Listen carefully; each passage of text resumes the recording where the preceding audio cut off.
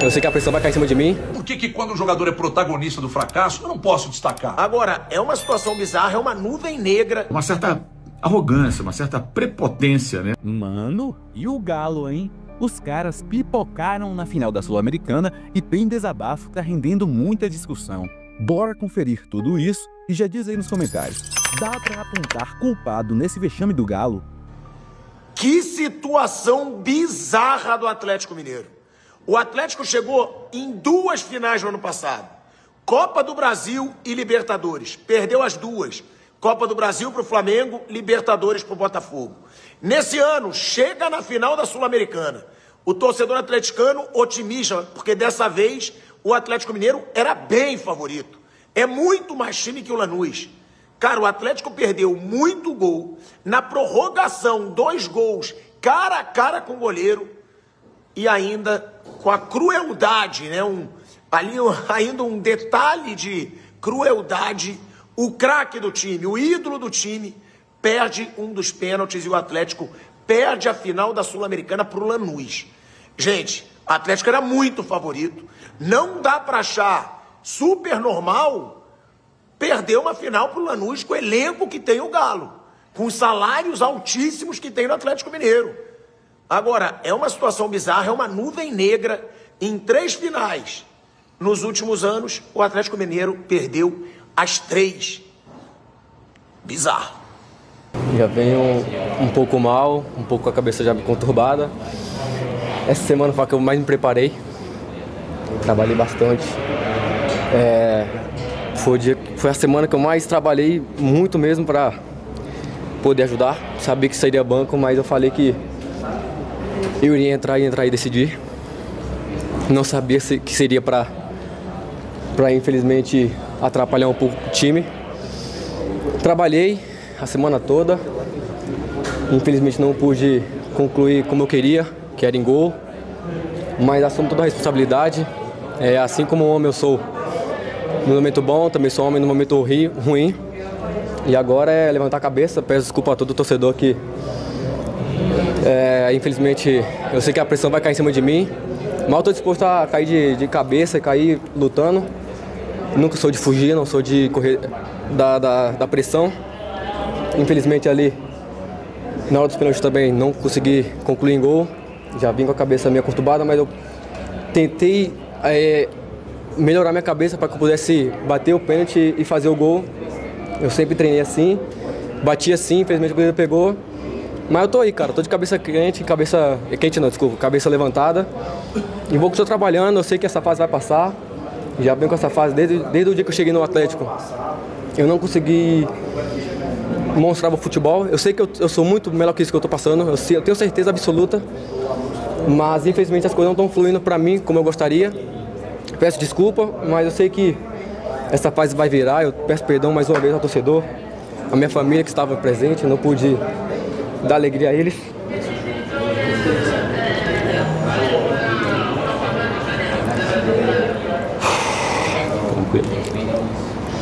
Mas eu vou dar a volta por cima.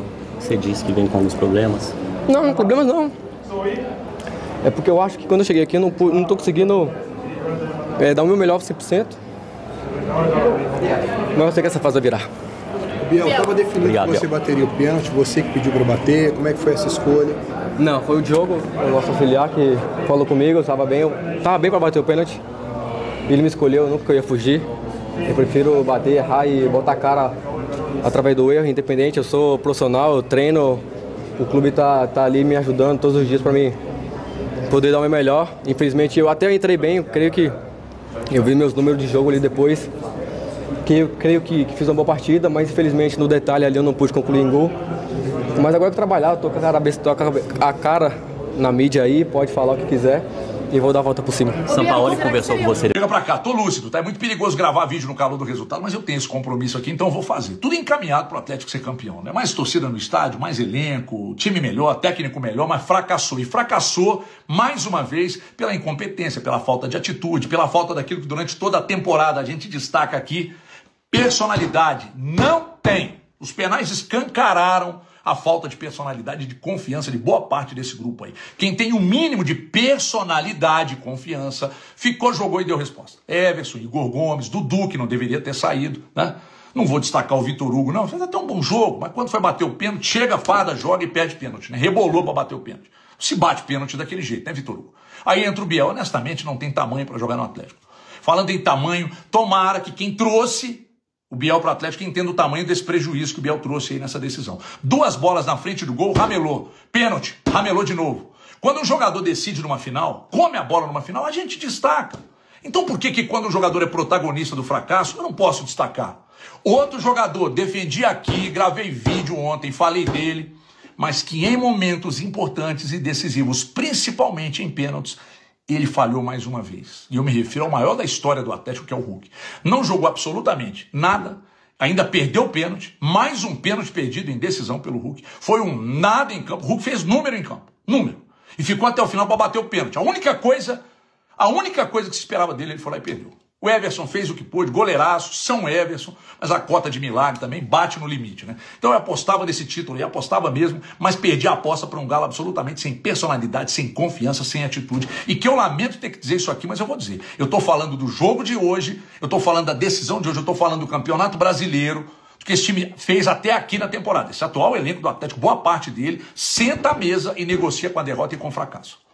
Com frequência. Se eu sou resultadista, é claro que eu sou, gente. Com a finalidade de disputar 3 finais e fracassar nas 3. A finalidade é disputar, para mim não. Então reafirmo, boa parte desse atual elenco aí tem o rótulo do fracasso na testa. 3 finais perdidas e uma delas que foi a de hoje, sinceramente inaceitável. Jogou contra um time de bairro, pequeno, com pouca torcida, sem nenhuma tradição, mas que encarou com humildade. Sabia que não tinha força para encarar mesmo de peito aberto, levou o jogo para os pênaltis e ganhou do Atlético. 3 fracassos em menos de um ano. Tá na hora da gente falar de quem planeja tudo isso aí, de quem demite, de quem contrata, de quem mantém e de quem não aparece para explicar. Porque boa parte desse elenco aí é formado por quem não tem o sangue atleticano nas veias. E isso é inaceitável. Vergonhoso isso que aconteceu no Paraguai. Tem muita gente que precisa explicar isso aí. Beijo na alma.